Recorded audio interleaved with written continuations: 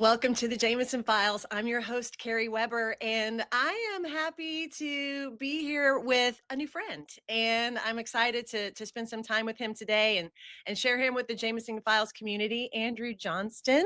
Thank you so much for joining me, Andrew. Yeah, I mean, you messed up a little bit on that intro. It's best friend, I thought you said earlier, Oh, but like, look, hey, if we're just friends, because all of the people listening right now or watching it are just like they'll be offended if they don't really know how close we are. But like, whatever, it's fine. I didn't want everybody to feel this this big amount of FOMO that they're not in our Yeah. little Oh no, two-person friend. they should. How many hours are we going Well, on?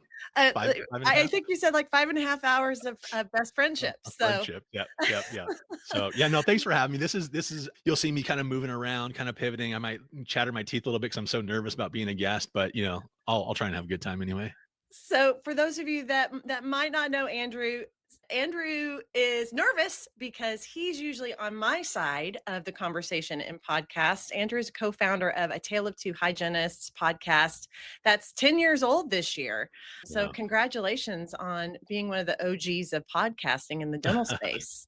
Yeah, no, thank you. It's been an amazing ride. I mean, you think back, we did this in 2015 is when we started the podcast thing.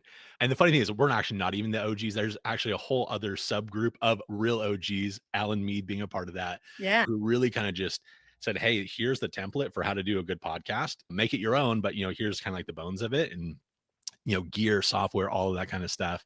And then it's just like buckle up, and it's been a ride ever since. It was never Yeah. supposed to be a cool thing to do, but now it's the cool thing to do, right? Of course, I mean, now there's so many just trying to keep up with your with the blueprint that you all have been following all along.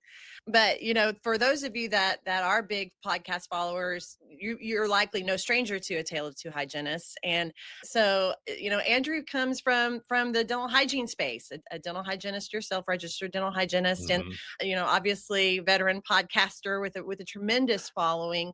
So curator of content of all things hygiene. But to add to that, you are the VP of Hygiene Operations for an emerging DSO in the southeastern United States. And and I just, we were talking before the interview, before we started recording, and you're in your first year in this position with this group, Mhm. and you are leading them toward a record year in hygiene Yeah. under your leadership in the operations of the hygiene division of the organization. And so congratulations to you. um, Well, thank you. but from all your years of practicing hygiene, of leading a hygiene department in the DSO space, but also as a curator of top relevant necessary information for those that are looking to grow either their hygiene departments or grow as hygienists. I'm excited to talk to you because I really want to pick your brain and give you a little bit of an open platform to be, instead of being the interviewer, to be the sharer of your insights.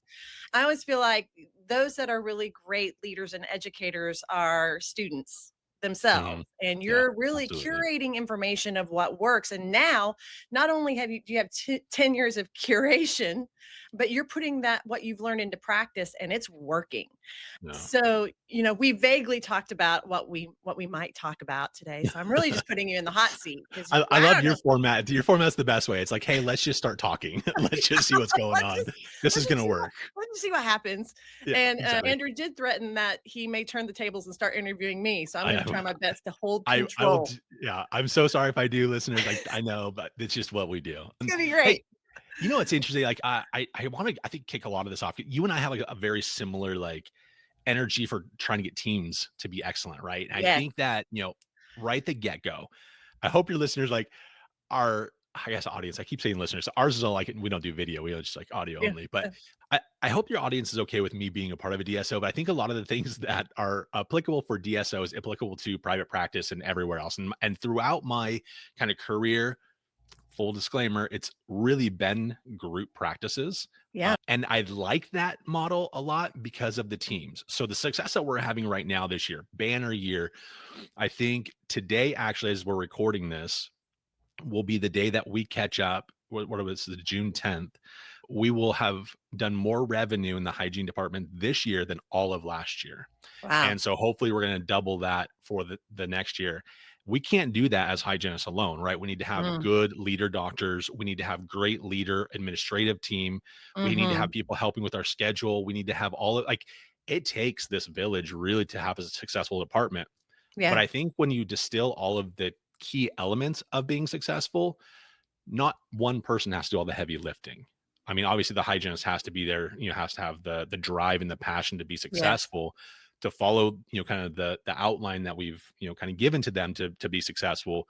But man, we can't do it without anyone, with just by ourselves. We need the whole team to be on the same page. And that's really important, I think. Yes.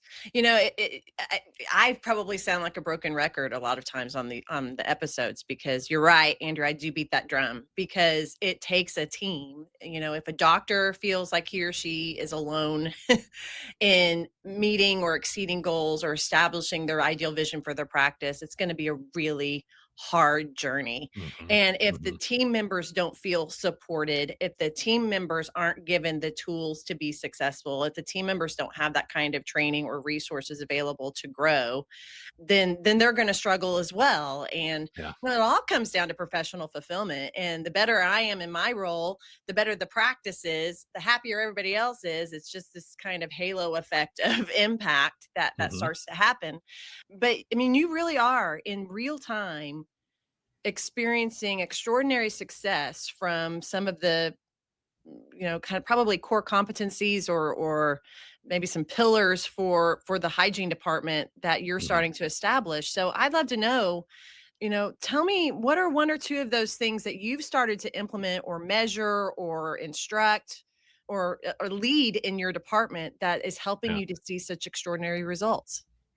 Yeah, I mean, I think it's really 2 things. You have to hire the right people, Mm, and we went through a period, and I am so grateful for the hygienists that were working for the group before, but there were some that just weren't a culture fit for what we were trying to bring in. So I work mhm, under a VP of operations. I report directly to her, and she has a vision, right? And this vision is very crystal clear. And it's get on board, or hey, there's plenty of opportunity right now in dentistry, right? mhm, So right, we love them, but they just weren't the right people for it. And so right. we were very selective on who we brought on board. We wanted someone that was going to be kind of a driver of change in their particular office, someone who Mhm, can really I mean as much as they can kind of just like, be self-driven, self-starters, those types of people who want to be excellent. And then the other thing too is like this isn't the blueprint of dentistry really isn't all that hard, right? So there's enough disease for us to make money. So it's about ethics, right? We have mhm, to see a disease and do the right diagnosis, right? mm, Then once we have the right diagnosis, we have the right treatment plan. You have to get the mm, treatment plan acceptance. You have to educate the patient. All of those things have to happen. And then the third component of that is your interventions after all the fact. This is mm. not new. This is not something Andrew made up. This is Right. dentistry 101. Yes. The difference is if you execute on all of those things, you're going to be just fine. I think where a lot of dental professionals get kind of hung up is on the one negative review out of 100, the one Yes. no to my treatment plan out of 100, and they don't look at the bigger picture. And so to that point is you do have to have some sort of a clinical dashboard. You do have to have some sort of a measurable KPI system in place, which we did Mhm, implement as well. And then just constant review of those things. Hey, your patient. So one of the easiest key metrics in hygiene is your perio percentage. mhm, So it's established. I mean, it's not Andrew's, numbers that he's pulling out, but it's about 47% of adults have periodontal disease. So we'll say mhm. 50, half of the patients.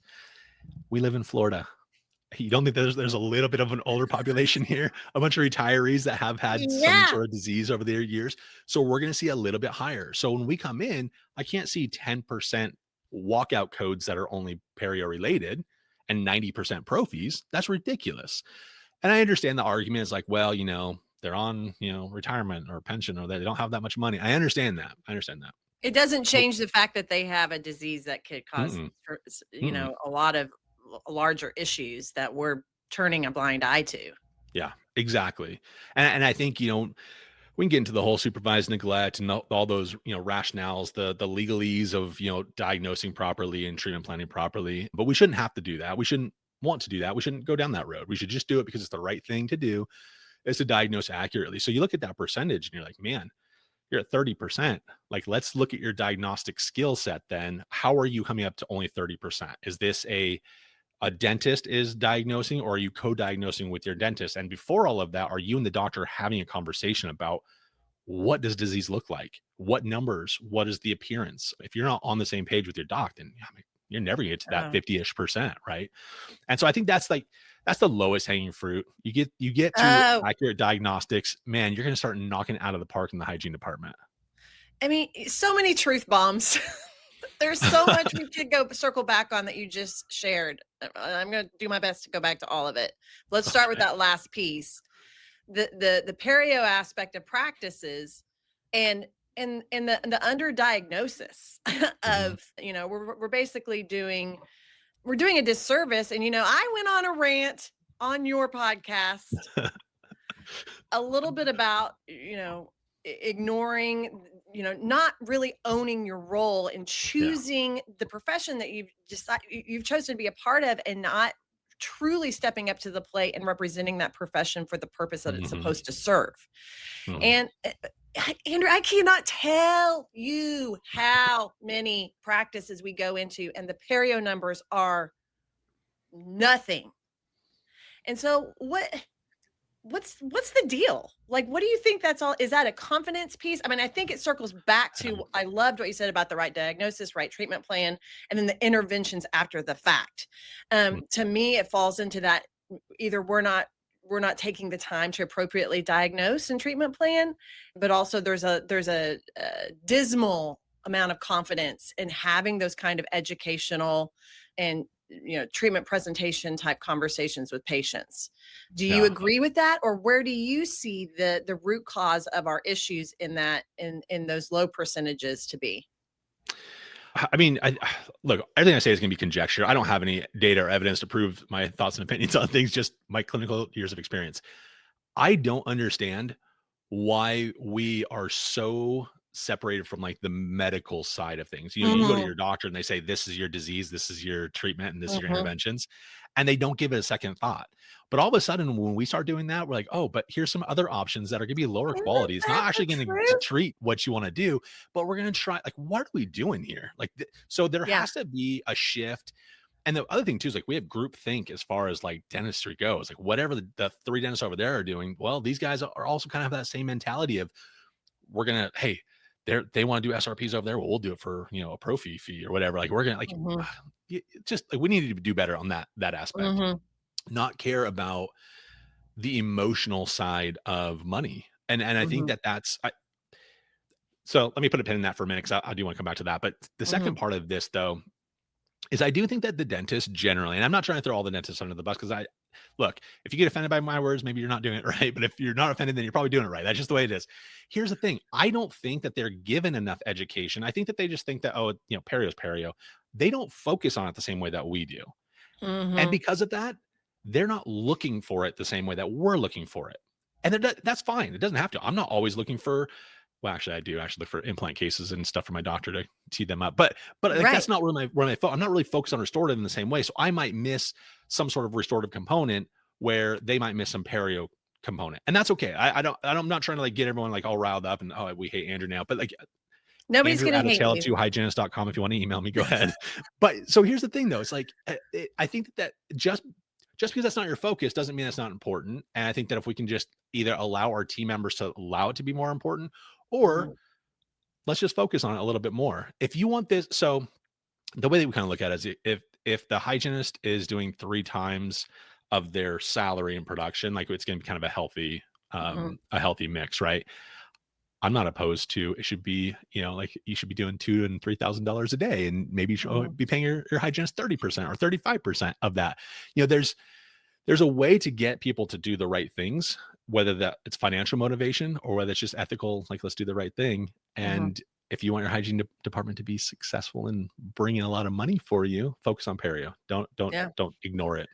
Well, and to support your, ha you know what you're saying, and for those in the Jameson Files community that are Jameson clients or have been Jameson clients, this is not new information for you, because we teach, we try to encourage, just like we said at the start, Andrew, team approach Hmm. to the patient experience, to patient education, to treatment acceptance. And there is such an important aspect of treatment acceptance, restorative, perio, whatever the case may be, Hmm. that happens in the hygiene chair. We want 40 to 60% of restorative to come from hygiene, because Yeah. that's where your patients are flowing in the most. So when you have tremendous hygienists that not only understand their role in successful and effective hygiene care, the continuous care, but are Hmm. really helping to support those restorative needs, or the periodontal disease, or whatever the case may be. And to your point, Andrew, co-diagnosing with the doctors. And when we have tremendous doctor hygiene evaluations where the hygienist has already started having these conversations with the patient, partnering with the patients in their treatment and their ongoing care, and then that doctor comes in and we tee them up with photos, scans, and the start of a conversation that is appropriate for whatever the treatment is that the patient needs. That's a whole different practice. Yeah. Yeah. That's top tier practice. So if you're feeling stuck, if if you're not growing, if you're not thriving, if you feel very stuck, I would take a really long, hard look at your hygiene department and your relationship doctors with your hygienists, and how you all are partnering for the patient's health and their care. And I And would to your say though, point, I would add to that though too, is like with that, not all hygienists are created equal, right? And not all hygienists are going to be the drivers of that. There might right. be an awkward time. If you love your hygienist anyways and they're still not performing the way that you need, you might need to find a way to coach them up, Yeah, because we're 100%. also not taught a lot of the stuff in hygiene school either. It comes Neither through are the working at doctors. DSOs. Right, right. So you definitely need like everyone needs a little bit more education. I think I did come across a little bit like a hygienist know everything and they don't, but you do need to probably help, move them along that pathway as well, to learn how to tee you up for certain Mhm, things, learn how to look for things, use the specific verbiage that you use for the patients for restorative. And so mhm, they can say the same verbiage so that the patient is like, oh, this feels familiar every time they hear it, mhm, similarly. So mhm. Yeah, you're absolutely right. It's not necessarily, what I don't want to be coming across as is saying that you should already know how to do all these things. If you do, great. yeah, but but there's but so there's much to learn. opportunities for growth. I mean, communication skills is a practice that we all, if you know, when you understand the power your effective communication has on you professionally and on your relationships professionally or with the patients, whatever, you will recognize very quickly that that's an ongoing study. Yeah. I Yeah. mean, we teach it and we study it and have to practice it. I mean, it's not, very few does that come naturally. Hmm. And it is to just like what you're experiencing straight on, Andrew, is okay, I'm studying these things. This keeps coming across as something that's going to have a positive impact. And now that you're in that leader seat of a hygiene department, you're applying that in reality. You're Hmm. actualizing that in the practices, and the results are speaking for themselves. Yeah, Um, there's a huge component though that I haven't even touched on yet that I think is what, looking at it from like the owner doctor perspective. So the owners of the group are extremely generous, right? They are business people. They're, mhm, everyone's, money motivated, right? mhm, And we've set up, well, backtracking one more time real quick. So hygienists want to feel value, right? They want to mhm, feel included in decision making. They want to feel like that they are either emotionally or otherwise invested in the practice, right? mhm, One of the ways to do that is to get them nice instruments, to pay a little bit more for the products that are nicer, that smell better, that taste better, that do whatever better, that are less sticky, less messy, like whatever the yeah, hygienists like want, like be collaborative. But if you want to have nice things, you better produce, like you better, perform. mhm, And the owners have been phenomenal with this group where they're saying, okay, look, you can have these things, but get us here first. mhm, And then I can go back to the teams and say, hey, we have good stuff now. Do you want better stuff? Do you want, and mhm, and what is that better stuff? Like what company do you love? And let's try out a bunch of things. We've had companies send us, varnishes and Mhm. instruments and things for us to try to see what's out there and what we want. And then the team feels like, hey, they're listening to my opinions. Yeah. Like we're all a part of the team together. Yes. And the owners couldn't be happier because they're making money, right? Like they Yeah. like it's a win all around. And then because it's so rooted in, diagnostics, treatment, interventions, it's patient care centered, Mhm. everyone feels good about doing the right thing. And so it's Yes. like, this is how you win, you guys. Yes. This is not hard. And another thing, sorry, we're gonna keep talking about another thing and another thing. So the other thing too is like I understand the prophy mill model. Let's do Mm. 15, 18 patients a day. I was showing you some of the metrics earlier, in which we can't show, unfortunately, for your audience. But one of those numbers I didn't actually even point out was we see about 5.5 patients a day on average. Mm. And so part of that is you have to have the right makeup on your schedule. You can't have a prophy day, where it's just Mm. all prophies all day long. Mhm. But you also you need the time buffer. So if you have 8-hour shifts or whatever, there's Mhm. no way that you're going to see 8 patients in a day if you have any sort of perio on that schedule. There's Mm. just no way. And you're not going to have a productive financial schedule if you're doing provies all day long either. Mm. Right. So that there has to be a healthy mix. And I know different groups have different philosophies of what that mix is. Mhm. But just look at your perio percentages. If you're at 50%, and then 50% of your schedule, it should be perio. I mean, you should have, Mm. if you're seeing 6 patients a day, four perio patients, 2 prophies. Like that seems Yeah. reasonable to me to still get that kind of production that you need.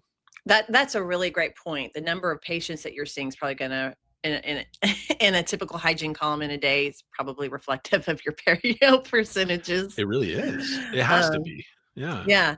And oh, you said something really great that I wanted to circle back on. Oh, you were talking about the investing in the hygienist, investing Yeah. in the resource, letting them be a part of exploring what great tools are out there or Mhm. products, and letting them be a part of that decision making. You actually really hit the nail on the head on studies on employee engagement.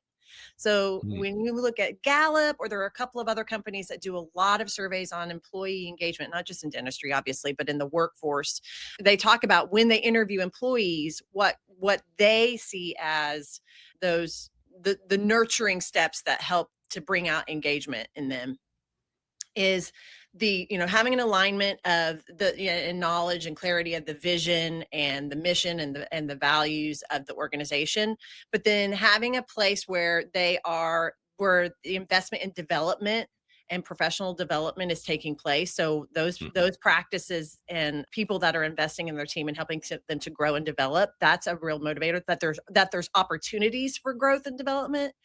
And then also another one of the big ones is that there's that open space where they have the ability to provide feedback, to contribute ideas, and to be a part of solutions. So those are some of the big primary aspects that generate engagement in a company, in a business.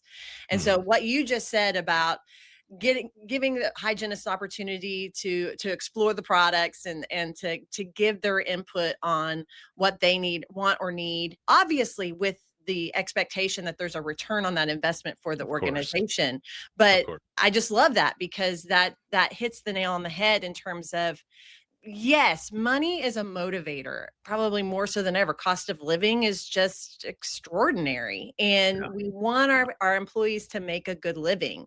Mhm. And that type of fulfillment, professional fulfillment, and creating that work culture where people enjoy being at work, they're seen, heard, and valued. They're looked at as more than just a cog in a wheel. That's really important to people, and I think it's becoming more and more important to younger generations. Would you agree? I would. I mean, yeah, of course. I think I'm. I don't know. We tend to hire people that are kind of in my generation still. Like the generation gap's not too wide yet for me. But I think the way I feel about things is I want that, and so maybe it is Yeah. my generation just maybe are living in it. But I think part of this though too. I think that you said it earlier, and I can't remember exactly how you phrased it, but it was really beautifully said about being a learner, always wanting to Mm, learn. I've mhm. learned more by bringing it open to the group about what Yes. makes people tick than I ever would have done by saying, "This is what we're going to do." Because guess what? I have been in this industry a long time. I have sampled all these things my own self. Yeah. I mean, I'm coming from the chair my own self just 4 years ago. So it's like I know what kind of the best is. So I want them to have that. But guess what? Mm, They don't always want that. And now it's mm. my opportunity to be like, "Oh, well, why don't you Oh, want that?" And then yeah, maybe I can be wrong, and they can yeah, have a thing that I wouldn't want, and that's okay. There's nothing wrong with that. I don't have to be that authoritarian that comes down and be like, but I yeah. also learned something. I learned about, what motivates people, human behavior, things that I might be able to not necessarily use right this minute, but I can bank it. Mhm. And then in 2 years, 3 years, 4 years, 10 years, I can use it again. So Yeah. I get the opportunity to learn by doing it that way too. So there's still something that, an owner, doctor, someone can get out of that, even if they're just going through the motions because Gallup says that it's the right thing to do. There's still something that they could accidentally get by Yeah. doing it that way too. Yeah, and I always, I love to nerd out on that kind of stuff. I understand. That's just kind of Yeah. me. I like to see like what's the pulse of, so I go look at all these things and you're right. It's good to know, but then what does that mean? Like how do you Mhm. translate that into your workspace, or how do you translate that? Okay, that all sounds good in theory. Let's, give them a place to grow, but I'm a 5-person practice. I have 5 people on my Yeah. team. There's not exactly a ladder to climb here. Yeah. And so you have to, think about what what right culture and healthy culture looks like in your practice, and be consistent in that, Mhm. so that if people so that that becomes the reputation that Absolutely. that you have. And I promise people in your community, dental professionals in your community, if you're consistent in developing a great work culture, you have a reputation out there. Yeah, I mean, we're gonna really develop something where it's not hard to recruit, it's not hard to retain, right? That's kind of our driving focus. We don't want I people love looking that. for other jobs, right? Well, and it goes to all the things that you talk about. It's culture is really everything. I think that hygienists are naturally educators. Like we want to have the time to educate from our Mhm. chair. So we're not going to cut down their appointments to 45 minutes. We're not going to do those ridiculous, standards and mandates that has happened in other group practices of yesteryear. I don't think it Mhm. happens in most places anymore, but it used to happen really crazy Yeah. things that they used to do. And so if we're just going to set ourselves up for success later and make our lives easier, we have to do it right. We have to establish the right type of culture. And I think we're doing it. We're not Yeah. there yet. We're not there yet, but we'll get there. But that's the vision, and you're That's the working vision. working strategically to get closer to Mhm. that, and that's all that Yeah. matters. Um, so that kind of what I want to circle. That makes me circle back to the first thing you said is hiring the right people. Yeah. Yeah. This one, I can already hear the murmurs. I mean, I can hear what everybody's saying on the other side of this computer screen or their phone is like, oh, well, it's easy for you to say. We can't even find a person within 50 miles, a Yeah. hygienist to hire. I mean, that's been the narrative now for, oh my gosh, 3 years, maybe five really. I mean, if we can't, since the pandemic, I'd say it's just been the constant, you know, narrative in our space. And I'm actually going to have Rachel Wall on as a guest coming up really soon because she did a great interview, and I'm like, I want you to do it again, and I want you to do it on my podcast. That she's so good at this. And I Yeah. was like, I She's love great. that interview that you Yeah. did about the hiring issue and some solutions. And but to your point, man, that's hard, and I cannot let go of. I agree with you. We're really stuck in a rut here of people Mhm. simply hiring warm bodies out of desperation, and they're Yeah. not necessarily looking as if this person is a good fit for my practice philosophy and vision. And how are you dealing with that? I mean, you're not a solo practice looking for one hygienist. You're an emerging group Mhm. looking for multiple hygienists. And so I Yeah. liked what you said of, what did you say? the I don't actually retain remember the about right what I said. people, Oh, yeah, recruit the yeah. right We people, recruit the right retain the right people. Yeah, yeah. recruit the right people, retain the right people. Help everybody get in the right headspace of how to get to that place. And I'll be honest that it doesn't work everywhere, right? And that's just has to be the truth of it, and we have to accept it. We were actually at Chicago Midwinter, and I met this wonderful office, and they had their, like, long-term hygienist that kind of up and took more money somewhere else, and it was all about the money and this and that, and they couldn't compete at the Mhm. ridiculous prices that they were getting paid. That's gonna happen, Mhm. unfortunately, and it sounds like it's happening a little bit more and more. I also think that people are definitely relocating across state lines, which is gonna make it harder for certain areas that might be a Yeah. little bit more rural, and I know that we're trying to open up with compacts and things like we're not gonna get the compact I conversation know, I today, was like, "Man, but they're trying to make it we're trying to easier nudge for into people that." to move to different areas that are going to be the popular, the fun things. Like it's the, dental deserts are going to get worse and worse, in my opinion, because of it. Oh, But that's just, look, again, I don't have any studies or anything to prove that. That's just my opinion on kind of what I've seen. I live in Florida. Like, people have been flocking to Florida. I flocked to Florida. I'm coming from Washington State. I flocked to Florida. We have an abundance of qualified people down here in the Tampa area that are looking for a good place to work that's going to pay them well. yeah. And because we are on a production model for our hygienists, we don't do an hourly model. The world is their oyster. They can make it what they want it to be. We have the systems in place, and I have the data to show them, like, hey, this is what our hygienists are averaging. And if you do this much, this is what your hourly equivalent would be. Mhm. Most of our hygienists are making above $60 an hour at this rate if they were going to do, the hourly equivalent. And I think almost all of our hygienists at this point are going to be well over six figures. Mm. It's just, the template is there, you guys. It's not a magical template. And I think that if you give them opportunity to make the money that they want to support their family, right now, money is kind of the driver. Culture is always great. Culture is going to be what keeps them there, right? But opportunity is what's going to help you recruit people. Mm. And I think that you have to have an opportunity for them to make the money that they think that they're worth. And whether or not you agree if they're worth it or not doesn't matter. It's beside the point. But here's the thing that can we touch on this for just a second? Maybe this is too long of Always. a maybe this is too Whatever you long of want to a talk about, we'll talk. but I like this. You're setting them up to have great opportunity, but you're also setting very clear expectations. I Mm, mean, your numbers are reflecting that you have some expectations and structure in place that you expect your hygienists to meet, not in terms of mhm. necessarily like wearing them down to the bone or nothing unethical. I'm just saying you're training them, you're developing them. They must be engaged in that way of delivering excellence in their role. How are you establishing that as you're hiring these hygienists in your practice? It's a long conversation kind I of from the know. get-go, right? And I tell them, like, "Hey, here's where we're at. Do you have this experience, this experience, this experience, this experience? What happens in this case? What happens in this case? How do you treat a patient there?" I need to know that their foundational knowledge is at least where I need it to be. I Mm, can train other things, but if they're, you know, for whatever reason, opposed to doing an iTero scan on new patients because, like, I don't have time or whatever, mm, then they're not going to be a good fit for us, right? So mhm, I try and give them, this is what the expectation is for your mhm, day to day. This is, we do talk about money and stuff like that, and how the compensation works, but this is what our clinical expectations are, especially for these categories of patients: your healthy mhm. patients, your gingivitis patients, your perio patients, etc. I think, so the owner doctor, she set it up really, really well at the very beginning. The whole let's scan our new patients was before us. It wasn't something we implemented when we came in. And she was very education focused. And so when I talk to these hygienists and trying to recruit them, I need to know that they can convey the right things to the patient with Mhm. the right emotion and the right tact. Right. So yeah, so those conversations get really long about trying Yeah, to establish. I try and give them every scenario, every possible case of where I've seen difficulty for hygienists. I think about myself. I go into the offices and I have, a checklist, and we have like a progress form that we have that says, hey, this is where you're at. This is where the standards are. Let's set a goal to get you up to there.